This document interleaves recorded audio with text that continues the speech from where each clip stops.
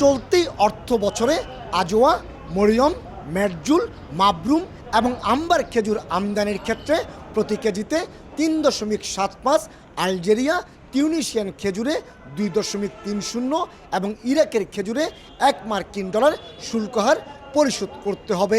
এছাড়া প্যাকেটজাত খেজুরে 2.50, বস্তার শুকনো খেজুরে $2 এবং ভেজা খেজুরে 70 সেন্ট শুল্ক হার নির্ধারণ করা হয়েছে। জাতীয় রাজস্ব বোর্ড এবং ট্যারিফ কমিশনের নির্দেশনা অনুযায়ী চট্টগ্রাম কাস্টম হাউস বুধবার এই শুল্ক হার কার্যকর করেছে। কোনো বিবেচনাপূর্বক নতুন মূল্য আমরা নির্ধারণ করেছি।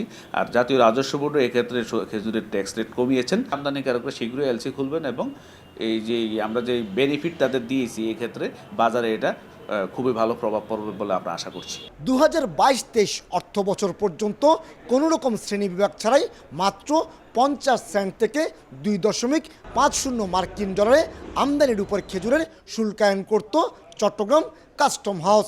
তবে গত অর্থ বছরে ব্যবসায়ীরা কারসাজির মাধ্যমে খেজুরের দাম লাগামহীন করায় সরকার শেষ পর্যন্ত শুল্ক হার বাড়িয়ে দেয়।